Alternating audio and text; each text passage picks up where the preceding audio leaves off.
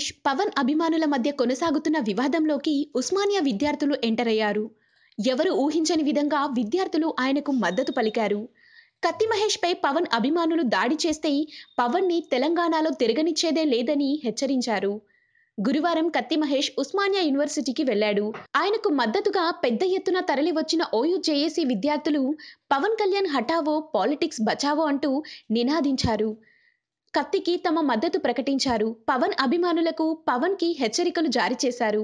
మహేష్పై దాడి జరిగినట్టు తెలిస్తే పవన్ని తెలంగాణలో తిరగనివ్వబోమని హెచ్చరించారు.